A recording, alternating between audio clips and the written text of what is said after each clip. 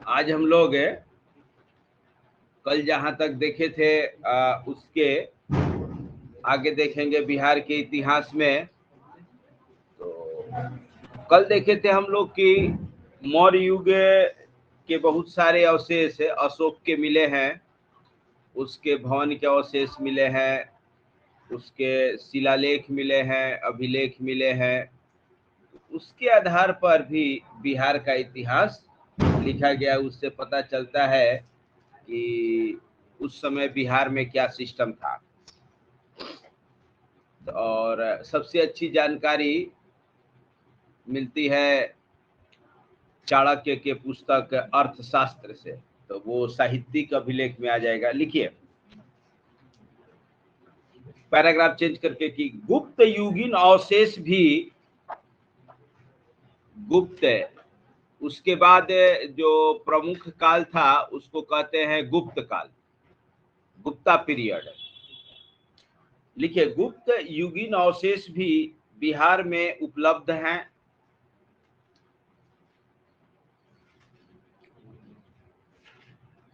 लिखिए वैशाली से उस युग की, वैशाली से उस युग की मुहरें मिली हैं। वैशाली से उस युग की मुहरें मिली हैं। रजौना एवं नालंदा से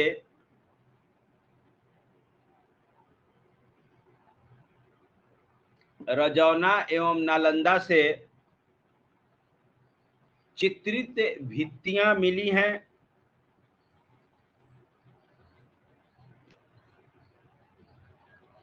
चित्रित भित्तियां मतलब है, भित्ति मतलब होता है दीवार, और चित्रित माने पेंटेड, पेंटिंग किया हुआ। तो पेंटेड वॉल, पेंटेड वॉल। लिखिए अपक्षण है, अप, हाँ फुल स्टॉप के बाद अपक्षण ब्रैकेट में गया जिला से 7वीं शताब्दी का मंदिर मिला है। से 7वीं शताब्दी का मंदिर मिला है जिसकी दीवारों पर चित्र अंकित है।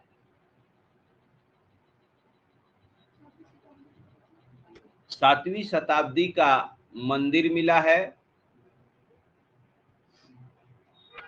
जिसकी दीवारों पर चित्र अंकित है।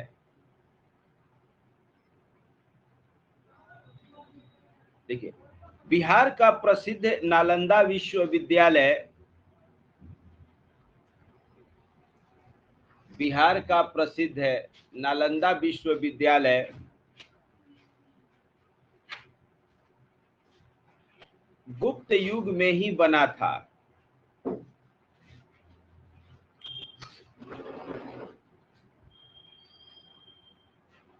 बिहार का प्रसिद्ध नालंदा विश्वविद्यालय गुप्त युग में ही बना था।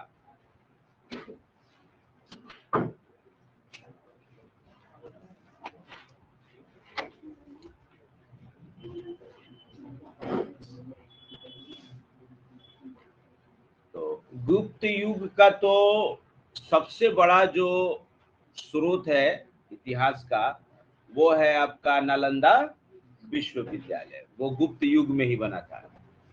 पैराग्राफ चेंज करिए। लिखिए उत्तर गुप्त, उत्तर गुप्त मतलब गुप्त युग के समाप्ति के पश्चात उत्तर गुप्त एवं उत्तर गुप्त एवं पालकालीन युग के प्रमाण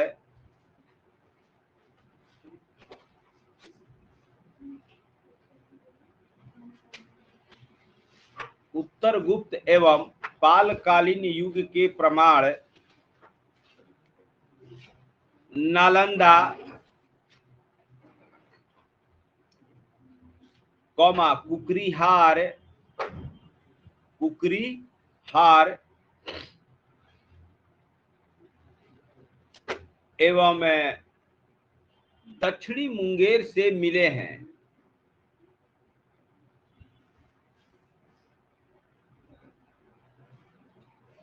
दक्षिणी मुंगेर से मिले हैं। बिहार में एक पाल वंश हुआ था। बिहार में एक पाल वंश हुआ था जिसकी राजधानी मुंगेर थी। जिसकी राजधानी मुंगेर थी। तो वो लोग भी बहुत सारे अवशेष छोड़ के गए हैं। तो उससे भी उस समय के बिहार के विषय में जानकारी मिलती है। लिखिए, कुकरीहार से बौद्ध देवी एवं देवताओं की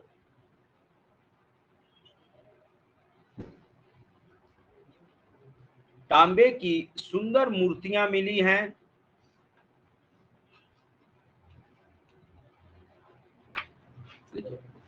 जो पटना संग्रहालय में सुरक्षित है।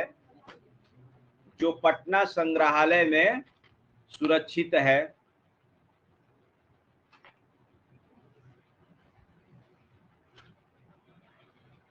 जो लोग लेट आए हैं एक पेज छोड़ दीजिए। लिखिए, नालंदा में इस समय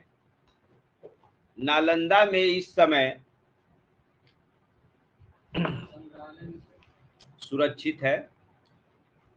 देखिए, नालंदा में इस समय बहुत से मंदिर बने। पढ़िएगा आप लोग कि नालंदा के जो शासक थे पाल वंश के, श्रीलंका के जो शासक थे या इधर से साउथ ईस्ट एशिया से शासक थे जो बौद्धिस्ट थे, उनको नालंदा में मंदिर बनाने, ये मंदिर कह रहे हैं, मठ वठ बनाने की सब अनुमति दिए थे।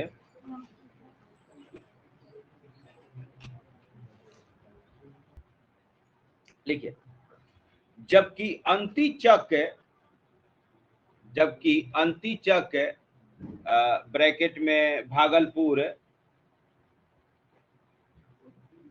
अंतिचक ब्रैकेट में भागलपुर से मिले प्रमाण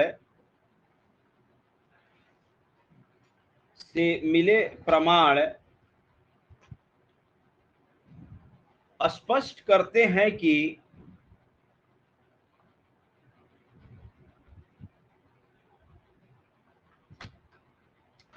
यहीं पर प्रसिद्ध विक्रमशिला विश्वविद्यालय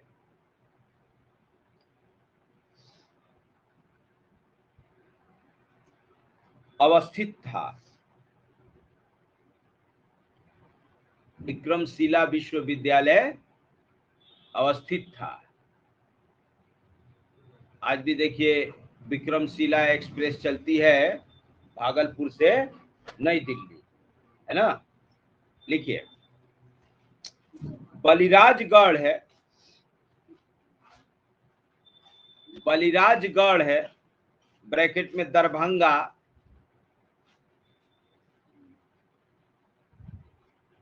से भी शुंगकालीन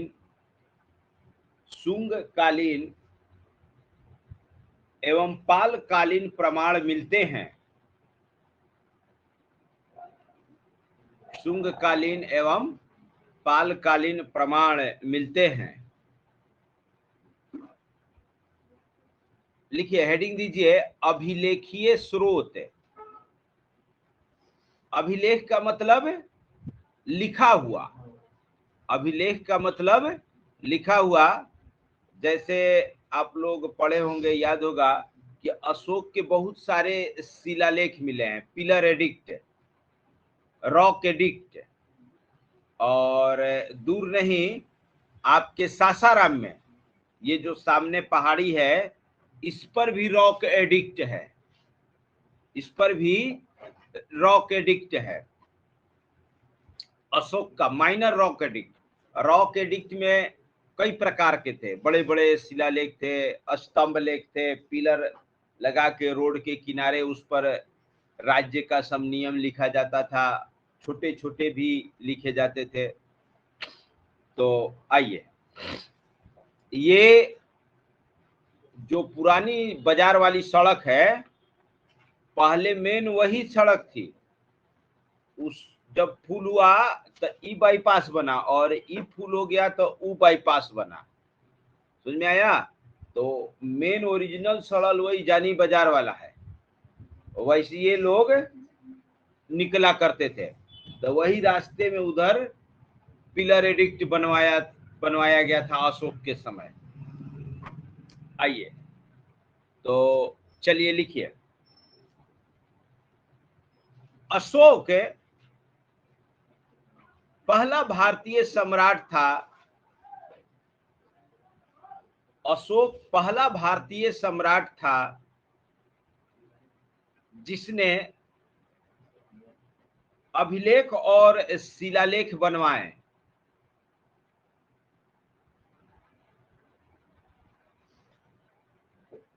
अभिलेख और शिलालेख बनवाए।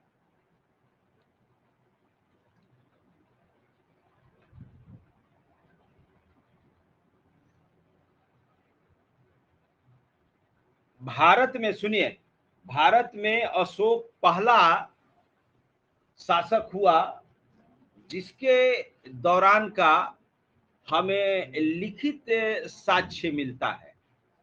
उससे पहले का हमें लिखित साक्ष्य नहीं मिलता है। अशोक कब था? लगभग 268 बीसी में, लगभग माने तीसरी शताब्दी ईसा पूर्व। तीसरी शताब्दी ईसा पूर्व का मतलब देखिए, अगर हम लोग टाइम स्केल देखेंगे, इधर देखिए, ये लाइन मान लीजिए, टाइम लाइन। आज हम लोग 2022 में है। आज हम लोग कहाँ हैं? 2022 में। यहां मान लीजिए 0 0 1 2 3 ऐसे करते करते हम लोग कहाँ आ गए हैं? 2022 में। अब यहां से जब नीचे जाएंगे तब माइनस में होगा, -1 -2 -3। नीचे बढ़ेंगे। ग्राफ देखे थे ना 9th में, तो ऊपर वाले को प्लस, नीचे वाले को माइनस। तो इसको कहा जाता है एडी और इसको कहा जाता है बीसी। अब जैसे मान लीजिए 2022, 2000, 1900, तो जब हम 1900 कहेंगे और 1900 से 2000 कहेंगे, तो इसके मतलब कि इसका हुआ कि हम लोग और नया की ओर बढ़ रहे हैं एडी में, एडी में। लेकिन अगर बीसी में कहेंगे हम लोग, बीसी में 1 बीसी, 100 बीसी, 500 बीसी, तो बीसी में अगर हम बोलेंगे जितना बढ़ाते जाएंगे, इसका मतलब कि उतना हम और पीछे जा रहे हैं। बीसी वाला माइनस में। तो अशोक लगभग यहाँ 100 से 500, तो इसमें आ जाएगा लगभग 300 बीसी। ठीक है? तो यानी कि अगर आज के समय से तुलना करें तो अशोक के कितने साल पहले हो गए? तो 2022 इधर हो गया और 250 इधर, मान लीजिए 300, तो कितना हो गया? लगभग 2300 साल पहले अशोक का कार्यकाल हो गया। देखिए यहां हो गया। फिर अभी गुप्त पीरियड लिखवाए थे। गुप्त पीरियड लगभग ये 0 हो गया, तो बीच का बता रहे हैं लगभग 400 मान लीजिए, या 350 मान लीजिए, 350 एडी। है ना। गुप्त काल में कौन, विक्रम संवत स्टार्ट हुआ था ना, कब, 317 एडी में ना। चंद्रगुप्त विक्रमादित्य द्वितीय विक्रम संवत ना, कब स्टार्ट हुआ था विशाल विक्रम संवत? 317 या 327 एडी में है। 319, हाँ 319 सही है। नहीं, ये गुप्त संवत है ना, ये गुप्त संवत है। 68 बीसी और शक संवत 57 एडी, ये गुप्त संवत स्टार्ट हुआ था। 78 एडी, एगो 57 बीसी में भी है। हाँ 57 बीसी विक्रम संवत, 78 एडी शक संवत, 319। चलिए तो देखिए, ये गुप्त पीरियड हो गया लगभग 350 के आसपास।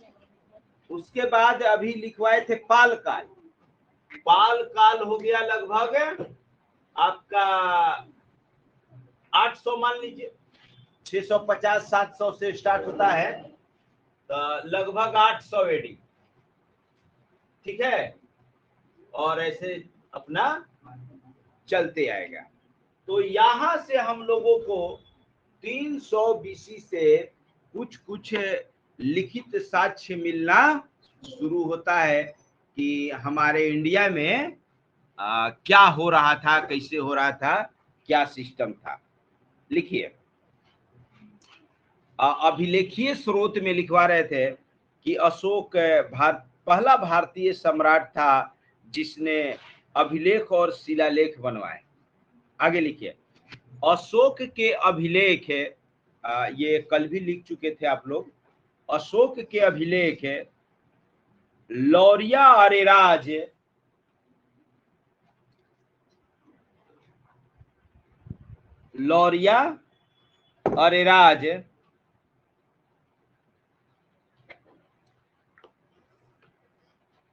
लौरिया नंदनगढ़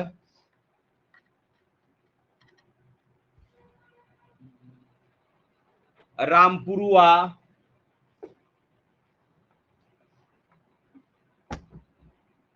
एवं सासाराम से मिले हैं।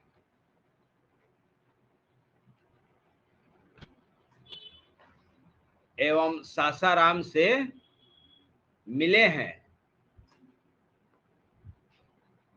एक अनऑफिशियल चीज है, हम आइए लिखिए। तो इसमें अशोक के तो बहुत सारे अभिलेख मिले हैं, लेकिन हम केवल वही लिखवा रहे हैं जो बिहार में मिले हैं, क्योंकि हम लोग बिहार का इतिहास पढ़ रहे हैं, भारत का नहीं। हम लोग वही चीज पढ़ेंगे जो बिहार में है। आगे लिखिए, उत्तर मौर्य युग, लिखिए उत्तर मौर्य युग। उत्तर मौर्य युग मतलब मौर्य युग के पश्चात, later Maurya period, later Maurya period. उत्तर मौर्य युग के पश्चात के अभिलेख नगण्य है,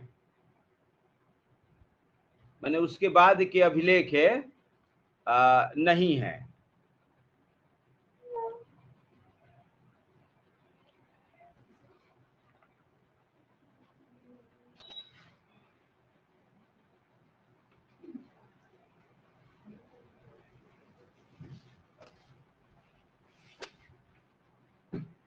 है ना। आगे लिखिए,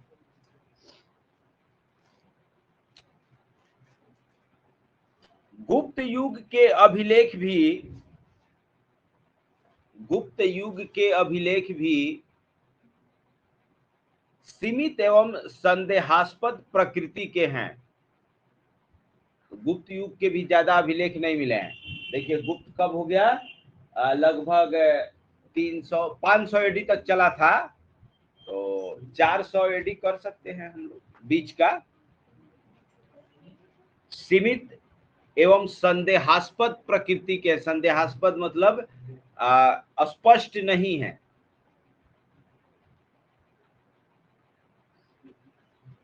देखिए उत्तर गुप्त शासकों में, उत्तर गुप्त शासकों में मौखरी एवं हर्षवर्धन काल की मुहरें, मौखरी एवं हर्षवर्धन काल की मुहरें वैशाली एवं नालंदा से प्राप्त हुई है।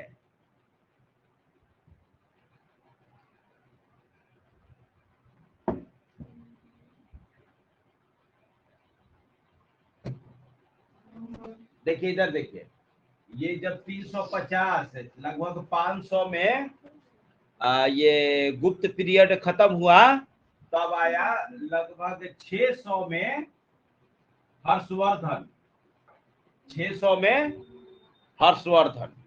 तो गुप्त के बाद है हर्षवर्धन। लास्ट में ना इस चार्ट को आप लोग कॉपी पे बना लीजिएगा, ताकि पता रहेगा कि कब कौन कौन पीरियड आया है, कैसे कैसे आया। आगे लिखिए, पटना लिखिए, पटना कौमा गया कौमा मुंगेर से पाल युगीन मूर्तियां मिली हैं।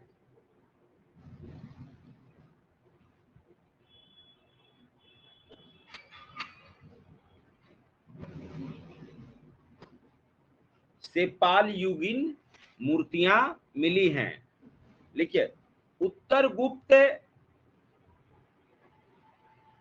उत्तर गुप्त मतलब लेटर गुप्त, गुप्त काल के बाद उत्तर गुप्त एवं पाल युग में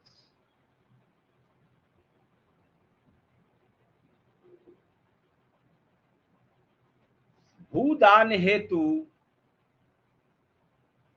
भूदान,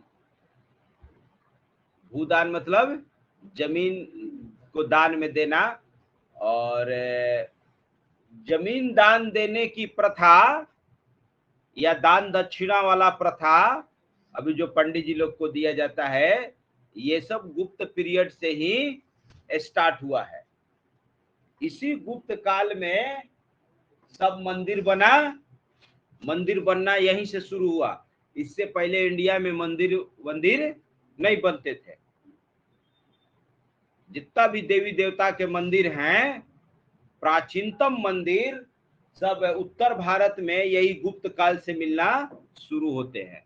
अब इन मंदिरों के देख रेख के लिए, पालन पोषण के लिए यहाँ जो संत महात्मा पुरोहित रहते थे, उनके खर्चा वर्चा के लिए इनको बहुत सारा जमीन दान में दिया जाता था। उन जमीनों पर खेती होती थी, खुद करते थे या दूसरे किसान को, अभी जैसे कैसे रेहना बटैया ये सब पर दिया जाता है, वैसे दे दिया जाता था। वो अपना मंदिर को अपना दे दिया करता था।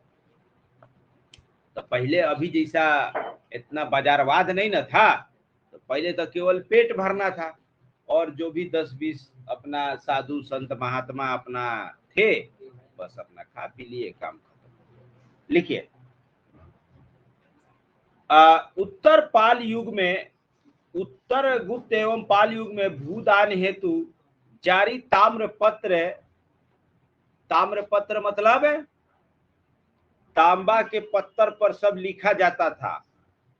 आज सर्टिफिकेट मिलता है ना, पास करते हो तो इंटर बीए का, तो पहले ये एक तरह का सर्टिफिकेट था, कागजात था। तो वो जो सर्टिफिकेट या कागजात होते थे, तांबा पर लिखे जाते थे। अभी भी किसी के यहाँ घर का पुराना दरवाजा होगा तो देखना, उस पर नगर पालिका का ना वो पुराना वाला मुहर मार के काटी से ठोका गया है। अब जैसा पेंट से नहीं लिखा जाता था, पहले वो बूंदा का या एल्युमिनियम का आता था, बना के ढाल के, अब बाकायदा दरवाजे पे ठोका रहता था। अभी भी जिसका पुराना घर होगा तो मेन दरवाजे पर मिलेगा देखने के लिए, है किसी का नहीं है। हाँ हाँ हाँ, तुम्हारा वो वाले घर पर ठोका हुआ होगा। ये वाला जो टूट गया तुम लोग देखा था, जो दरवाजा उखाड़ के लाया है ना, उस पर ठोका हुआ है, मेन बाहर वाले पर। तो नगर पालिका वाला ला के ठोके। तो पहले तो इस टाइप का कोई चीज नहीं ना था, और ये जो नंबरिंग था एकदम पक्का था। सर्दी गर्मी बरसात 10-20 साल 50 साल 100 साल इसको कुछ नहीं होना था। तो ये होता, तो पहले भी इसी टाइप से किसी को कोई चीज या किसी से कोई संधि वंधि होता था तो तांबे पर गुदवाया जाता था, तांबा के पत्थर पर, इसीलिए उसको कहा जाता है ताम्रपत्र। तो अब सोचिए, चाहे कितना भी हो जाए, अगर उसमें इरोजन ना हुआ हो, कोरोजन ना हुआ हो, तांबे का भी क्षरण होता है, तांबे का क्षरण होता है कोरोजन। तो अगर नहीं हुआ हो, अपने शुद्ध रूप में हो, तो उस समय जो भी चीजें लिखी गई हैं आज हम लोग पढ़ सकते हैं कि क्या एग्रीमेंट हुआ था। आगे लिखिए।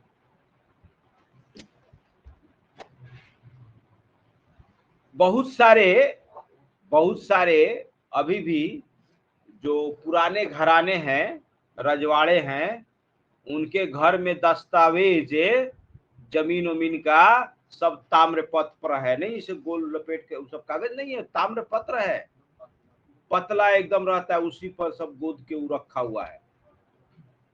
1000 2000 4000 साल बाद भी वो अपना प्रूफ रहेगा, और उसके आधार पर कोई अपने जमीन के लिए लड़ जाएगा कि मेरा जमीन है।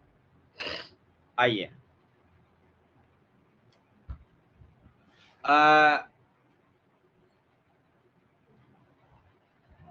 एक अभी कोई ताजमहल के जमीन पर अपना दावा ठोक रही है। क्या नाम है? वो कह रही कि हम लोगों का ये खानदानी जमीन था, मुगल जो है जबरदस्ती छीन लिया है। तो अब उस सबूत में वही ताम्रपत्र निकालेगी अगर होगा तब। एक तो कोई इस पर मूवी भी बना है जो ताजमहल के लिए लड़ गया है, तो नहीं सब सबूत दिखाता है। तो अगर जिसके घर में वैसा ताम्रपत्र होगा, सबूत होगा, तो अपना लड़ जाए, काहे नहीं होगा? ढवाएगा कायला, वो खुद नहीं कमाएगा। अब उससे वो जब उसका वो प्रॉपर्टी है तो उससे जो इनकम होगा उसका होगा।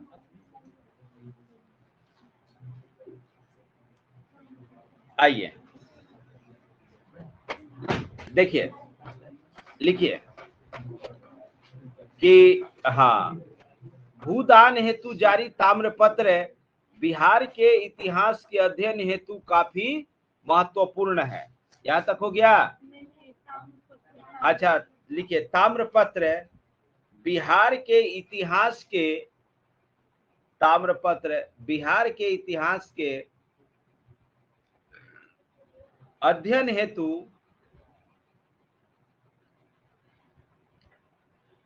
काफी महत्वपूर्ण है।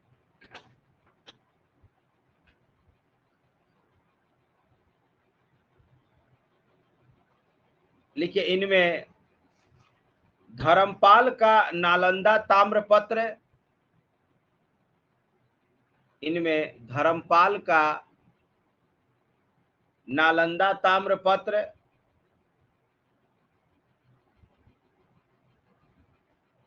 कौमा, जो धर्मपाल है वो पाल शासक थे।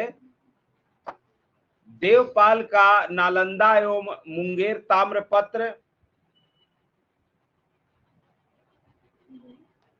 देवपाल का नालंदा एवं मुंगेर ताम्रपत्र महत्वपूर्ण है।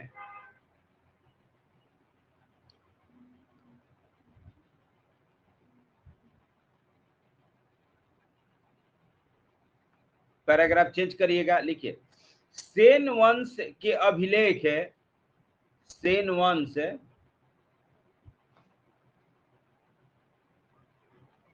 के अभिलेख बिहार से नहीं मिले हैं। ये सेन वंश बंगाल में था।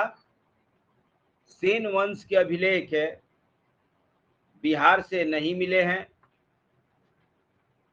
प्रतिहार वंश के राजा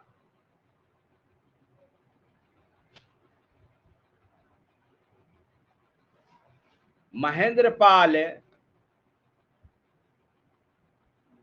प्रतिहार राष्ट्रकूट थे। उस समय 3 शासक थे। देखिए, बिहार में उस समय पाल थे, इधर राजस्थान में प्रतिहार और गुज्जर, और महाराष्ट्र में राष्ट्रकूट। ये इलाका था राष्ट्रकूट का, ये गुर्जर प्रतिहार का, और ये पाल का। ये तीनों समकालीन थे, तीनों आपस में लड़ भिड़ रहे थे। मान लीजिए अभी ये तो समझा रहे हैं, जिसको नहीं समझ में या भूल जाए तो ये वीडियो रिकॉर्डेड है, रिकॉर्डिंग करके इसको ना यूट्यूब पर डाल रहे हैं। कल वाला डाल दिए थे, तो मान लीजिए कुछ भी इनकेस भूल जाए कि क्या समझाए थे नहीं समझाए थे, तो आप लोग इसको यूट्यूब पर देख सकते हैं। लिखिए, प्रतिहार वंश के राजा महेंद्रपाल का दिघवा दुबौली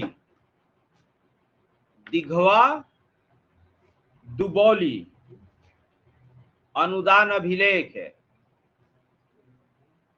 दिघवा दुबौली अनुदान अभिलेख है, ब्रैकेट में सारण जिला।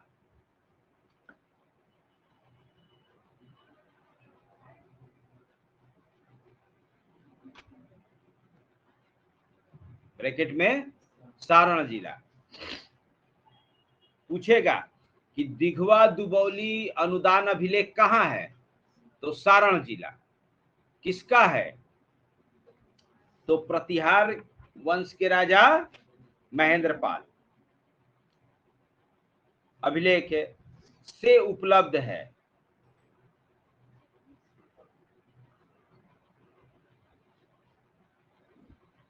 जबकि गहड़वाल शासक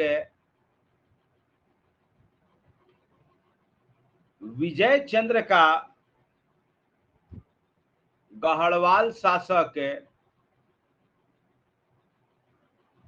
चंद्र का मनेर अभिलेख है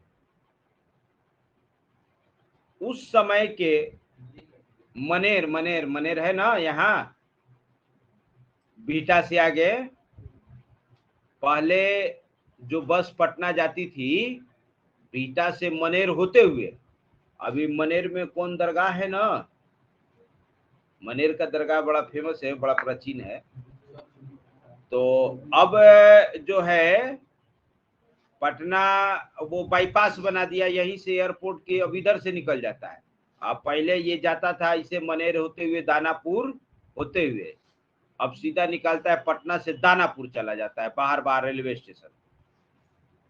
लिखे, जबकि गहड़वाल शासक विजय चंद्र का मनेर अभिलेख उस समय के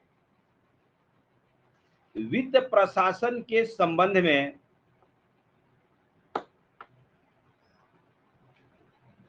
विशेष जानकारी देता है।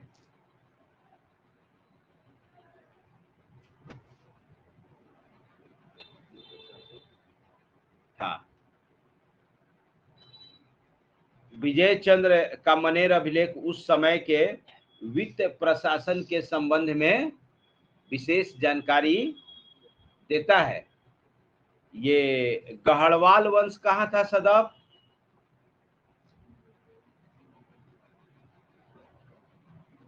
क्या हो विशाल, गहड़वाल वंश का नाम सुने हो? हिस्ट्री तो नहीं पढ़े हो ना, सुने हो गहड़वाल? बोलो कहाँ था नंदन, गहड़वाल वंश नाम सुना है?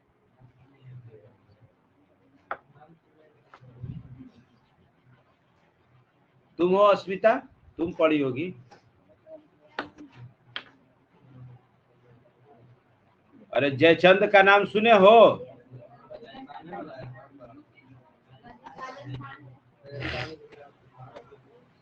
गढ़वाल कहाँ के शासक थे?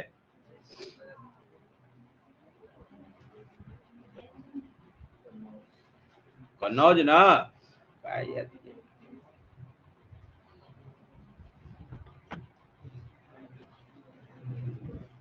गढ़वाल थे कन्नौज।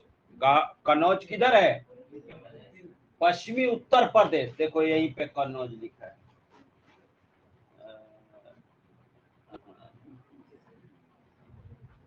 यहीं पे है का लखनऊ। लखनऊ के पश्चिम में कन्नौज। तो इसके कब्जे में रहा होगा बिहार। इसके कब्जे में रहा होगा बिहार। तो गढ़वाल का प्रमुख शासक कहेंगे और अंतिम शासक कहेंगे जयचंद। विशाल, जयचंद का नाम क्यों फेमस है? विशाल भी हिस्ट्री नहीं पढ़ा। तू बता नंदन, जयचंद का नाम क्यों फेमस है? हाँ हाँ हाँ, कब हुआ था? पृथ्वीराज चौहान से? मोहम्मद गोरी से ना? मोहम्मद गोरी या जयचंद? जयचंद के ही ना बेटी को मोहम्मद गोरी ये पृथ्वीराज चौहान उठाए थे, अपहरण किए थे। क्या नाम था? सुलेखा। तो उसी का ना बदला लेने के लिए जयचंद मोहम्मद गोरी से मिल गए थे और सोचे कि इसको हरा के ही चला जाएगा तो शासन हम करेंगे। लेकिन मोहम्मद गोरी यहीं पर टिक गया। चलिए आइए, पैराग्राफ चेंज करके लिखिए। लिखिए कि बिहार से, लिखिए बिहार से आहत सिक्के। पैराग्राफ चेंज करके लिखिएगा। आहत सिक्के, आहत सिक्के को इंग्लिश में पंच मार्क्ड क्वाइंस।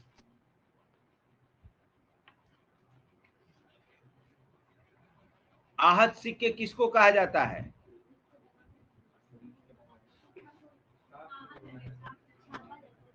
हाँ, जैसे अभी जो है हम लोगों के पास जो सिक्का है, सुडौल अच्छे से गोल बनाया हुआ है, उस पर कुछ लिखा हुआ है, उससे उसका साल पता चलता है ना? सरकार पता चलती है कि किस सरकार की है। आहत जो सिक्के होते थे उस पर किसी चीज का केवल मुहर मारा रहता है, मुहर छापा रहता है। घोड़ा, बकरी, पेड़, एनीथिंग, कुछ भी चीज का। साचा में केवल ढाला हुआ रहता था। सब सोना, तांबा, चांदी सब का होता था और उसी मतलब उस पर जो छाप रहता था उससे उसकी कीमत तय होती थी कि इसकी कीमत क्या है। उसको कहते हैं आहत सिक्के। लिखिए, बिहार से आहत सिक्के भी पटना, पूर्णिया एवं अन्य जगहों से मिले हैं, जो संभवतः है, जो संभवतः 6ठी शताब्दी ईसा पूर्व, 6ठी शताब्दी ईसा पूर्व से दूसरी शताब्दी ईसा पूर्व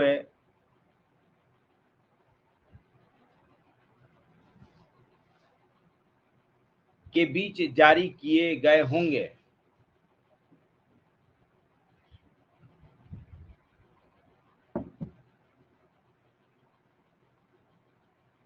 लिखिए, कुषाण युग के सिक्के, कुषाण युग के सिक्के बक्सर से एवं गुप्त युग के सिक्के, कुषाण युग के सिक्के बक्सर से एवं गुप्त युग के सिक्के हाजीपुर से मिले हैं।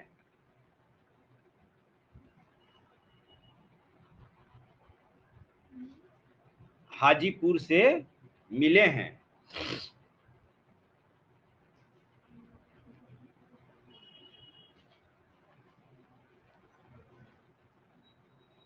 ठीक है, चलिए अब देखिए, ये तो हो गए अभिलेख या जो कुछ लिखा हुआ मिला हुआ है वो। अब हेडिंग दीजिए साहित्य एवं यात्रा विवरण। कुछ पुस्तकें मिली हैं पुरानी पुरानी जिनमें बिहार का उल्लेख है, और यात्रा विवरण में कुछ विदेशी यात्री जो भारत आए थे, भारत के क्रम में बिहार में भी आए थे, उन्होंने बिहार के विषय में भी अपने यात्रा विवरण में लिखा है, तो उससे भी हमें बिहार की जानकारी मिलती है। लिखिए, जहां तक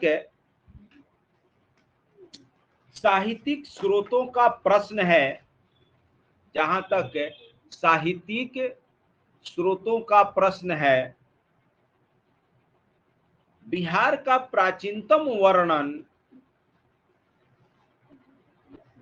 साहित्यिक स्रोतों का प्रश्न है, बिहार का प्राचीनतम वर्णन अथर्ववेद, अथर्ववेद ब्रैकेट में 8वीं से 10वीं से 8वीं शताब्दी ईसा पूर्व। अथर्ववेद कब का है? लिखिए, बिहार का प्राचीनतम वर्णन अथर्ववेद 10वीं से 8वीं शताब्दी, तपाने सौ था ना, यहाँ और नीचे जाएंगे, माने 10वीं शताब्दी, 10वीं शताब्दी 100 में है और 8वीं, ये लिखिए, अथर्ववेद एवं पंचवीस ब्राह्मण। ब्राह्मण भी एक प्रकार के ग्रंथ हैं, कई गो ब्राह्मण हैं।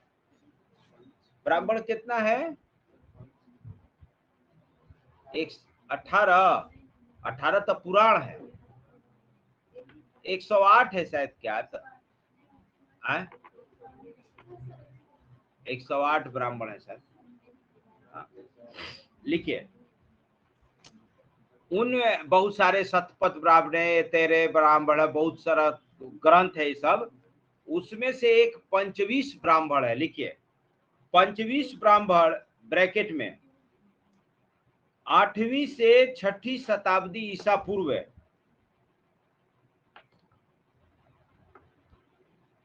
में मिलता है।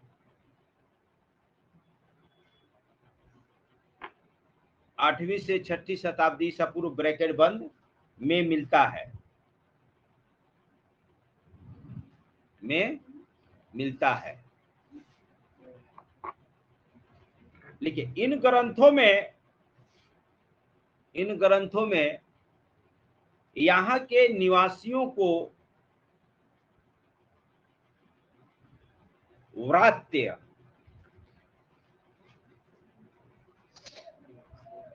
व्रात्य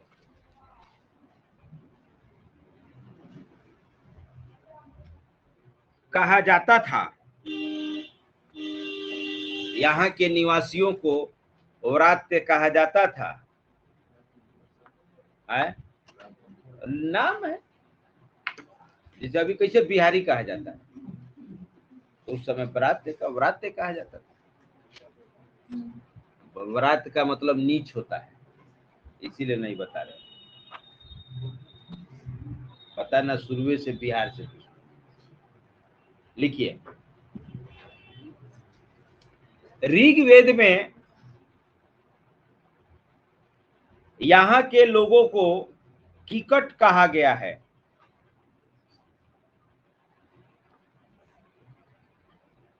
ऋग्वेद में यहाँ के लोगों को कीकट कहा गया है।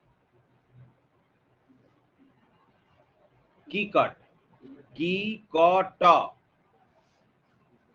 लिखिए शतपथ ब्राह्मण, शतपथ ब्राह्मण में बिहार के क्षेत्र में, बिहार के क्षेत्र में आर्यों के विस्तार की कहानी है।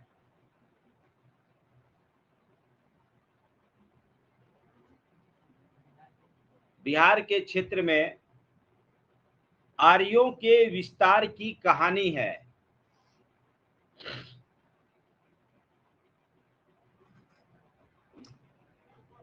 आर्यों के विस्तार का मतलब है कि बिहार के क्षेत्र में जो आर्य आकर बसे, कब आए, कैसे आए, इसके विषय में जानकारी मिलता है। तो मनप्रीत, ये आर्य कब आए थे भारत में?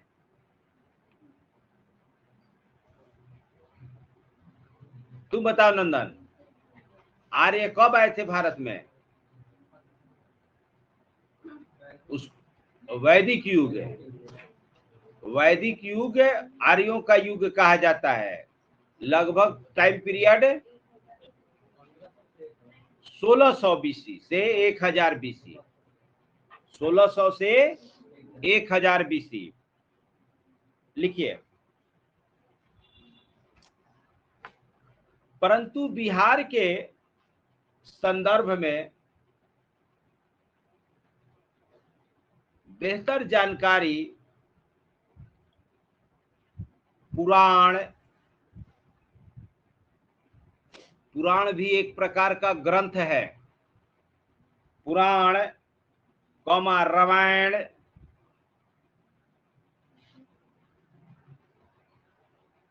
एवं महाभारत से मिल पाती है। उन सबों में अब ये सीता माता कहां से थी? बिहार से ना, मिथिला से।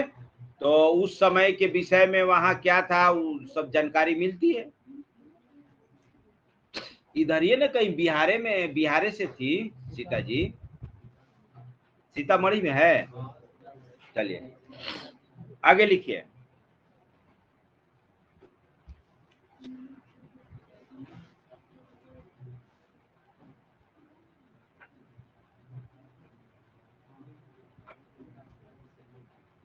लिखिए बौद्ध ग्रंथ है, हाँ, महाभारत, रामायण एवं महाभारत से मिलती है। अब लिखिए बौद्ध ग्रंथ जैसे, ये सब याद रखिएगा कि सब बौद्ध धर्म का ग्रंथ है, इसलिए लिखवा रहे हैं। बौद्ध ग्रंथ जैसे अंगुत्तर निकाय,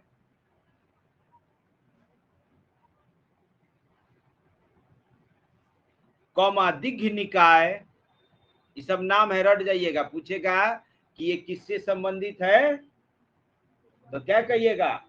बौद्ध धर्म से। बौद्ध धर्म का अपना ग्रंथ है ये सब। जैसे कैसे है, कुरान किसका है? बाइबल, महाभारत, रामायण, सब अलग अलग धर्म का है। उसी तरह से ये सब किसका है? बौद्ध धर्म का है। बस ये याद रखिएगा लोग। देखिए अंगुत्तर निकाय, दिघ्घ निकाय, मध्यम निकाय, मध्यम निकाय, 3 गो निकाय था। उसी टाइप से त्रिपिटक, त्रिपिटक, त्रि में 3 पिटक, हाँ हाँ सब नाम लिखना है, सब बौद्ध ग्रंथ है। लिखिए त्रिपिटक में 3 पिटक कौन कौन थे? पहला विनय पिटक, सुत्त पिटक, अभिधम्म पिटक। कोई पहला दूसरा नहीं था, ये नहीं था कि नंबरिंग है, इसे किसी को पहले आगे पीछे बोला जा सकता है। लिखिए त्रिपिटक, हाँ लिखना है, कई बार बीपीएससी पीटी में पूछ चुका है। त्रिपिटक में कौन कौन पिटक हैं? लिखिए विनय पिटक, सुत्त पिटक, अभिधम्म पिटक है।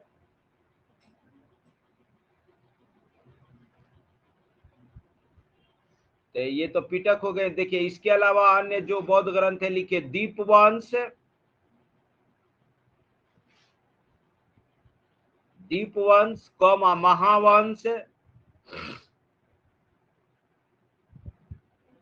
इत्यादि से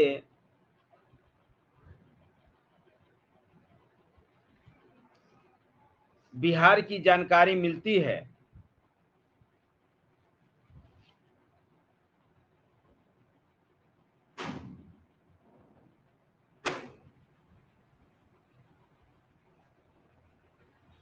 लिखिए जैन ग्रंथ है भगवती सूत्र, जैन ग्रंथ है भगवती सूत्र। पूछेगा भगवती सूत्र किससे संबंधित है, तो क्या कहेंगे, जैन धर्म से। अंडरलाइन कर दीजिएगा, जैन ग्रंथ भगवती सूत्र में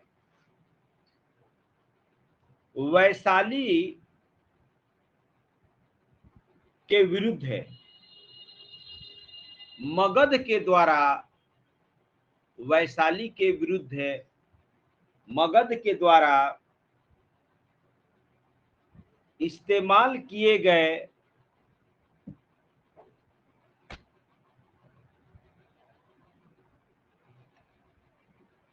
हथियारों की चर्चा है।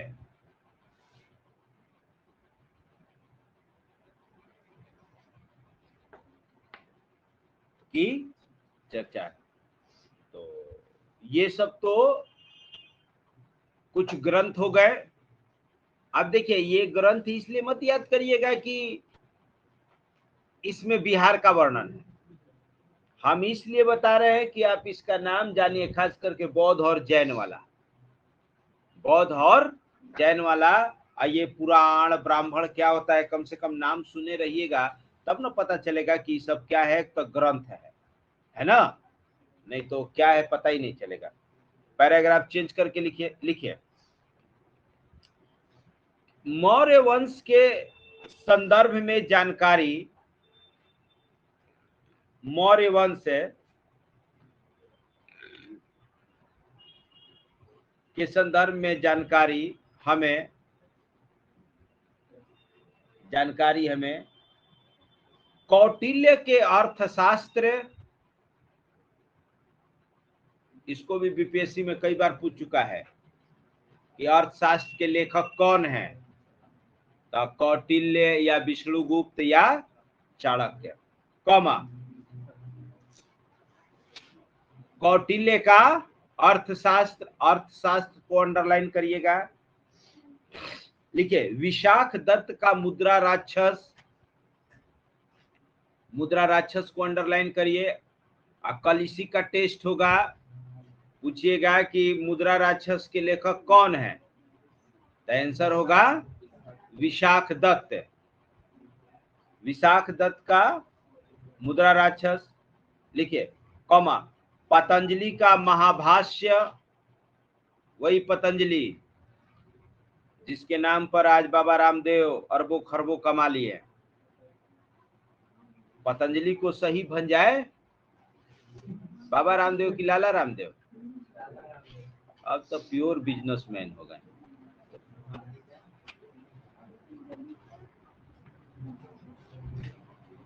लेकिन उनके उस बयान से नहीं लगता है कि रामदेव योगी आदमी, जिस तरह से वो कैमरामैन पर भड़के थे।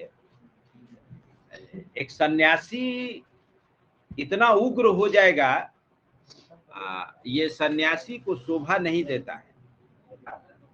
आगे लिखिए।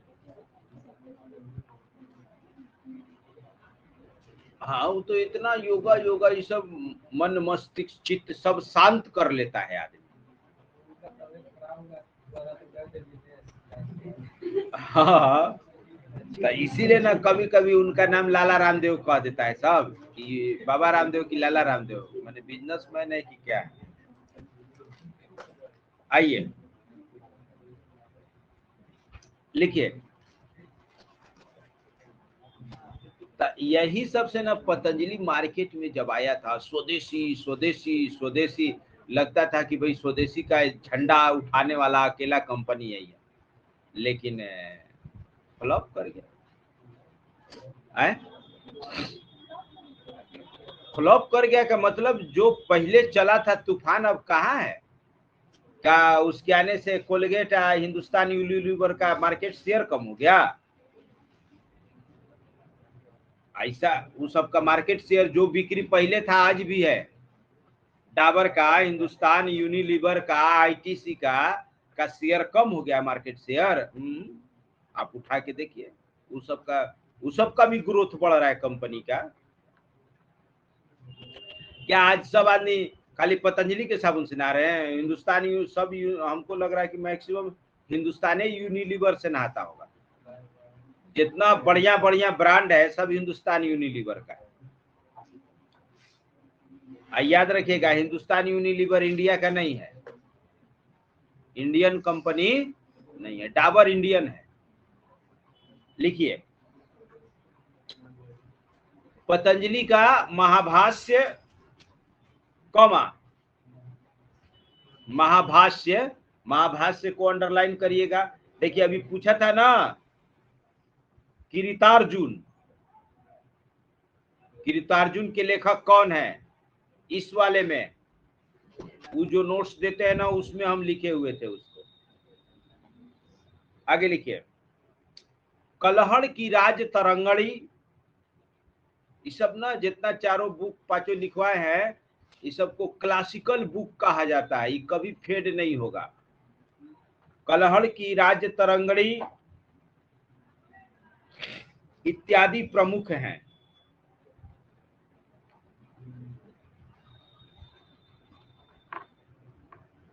इत्यादि प्रमुख हैं। आगे लिखिए,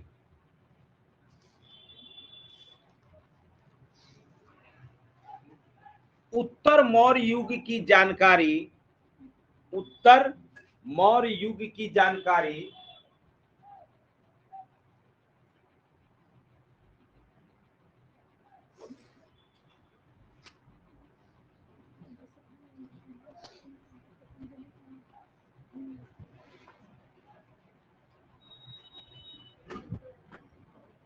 मूल रूप से पुराणों से मिलती है, मूल रूप से पुराणों से मिलती है।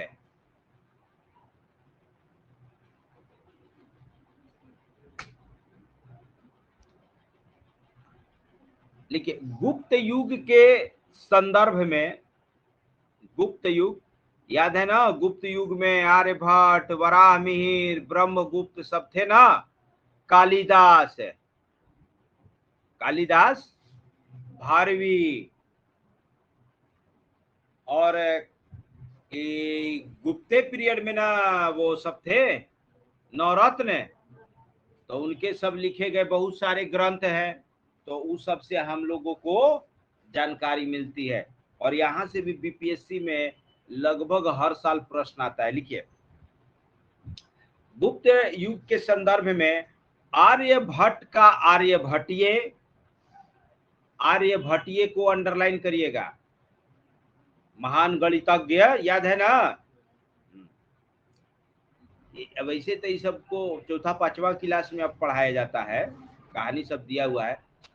आर्यभट्ट का आर्यभट्टीय कॉमा कालिदास का मालविकाग्न मित्रम,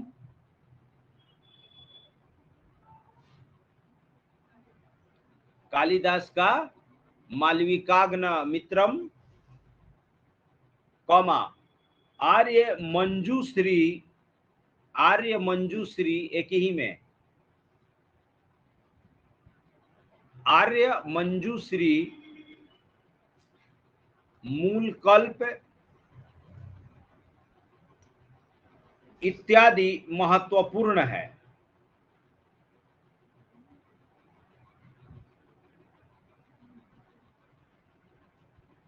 इत्यादि महत्वपूर्ण है। लिखिए, बाणभट्ट के हर्ष चरित्र,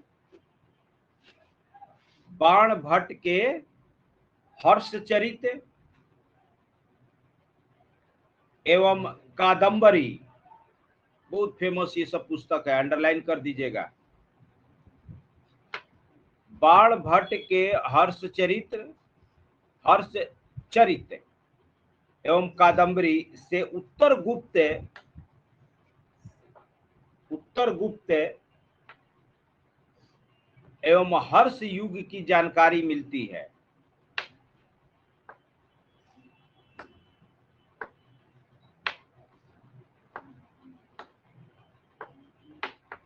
जानकारी मिलती है।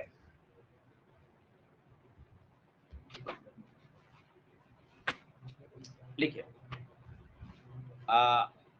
ये तो ग्रंथ देख लिए। कुछ जो यात्री थे, विदेशी यात्री, वो भारत आए थे दूसरे देशों से, तो वो भी कुछ कुछ लिख कर गए हैं। मेगास्थनीज का नाम सुने होंगे, वेनसांग, फाहियान, है ना। लिखिए, प्राचीन भारत के संदर्भ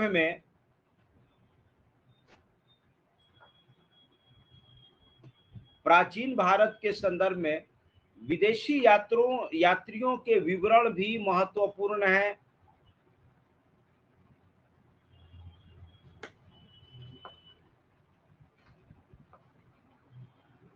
विदेशी यात्रियों के विवरण भी महत्वपूर्ण है।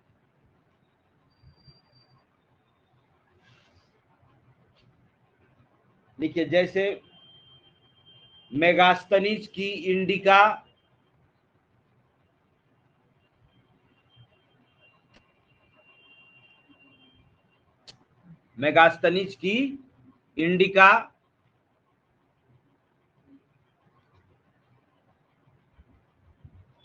अच्छा, सी यू की किसका था? हो फाहियान का ना, कि वेनसांग का?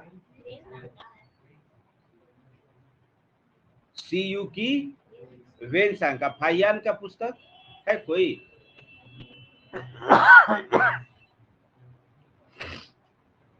चलिए,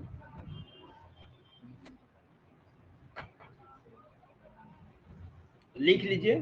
तब वेनसांग का, सी यू की, अब तो फाहियान, इतसिंग, इन सबों का इसमें नहीं दिया है। एक संध्याकर नंदी हैं, इनका लिख लीजिए। ये संध्याकर नंदी, इनका जो पुस्तक है, इनका नाम है रामचरित। हाँ, चलिए, खत्म हो गया ये। संध्याकर नंदी,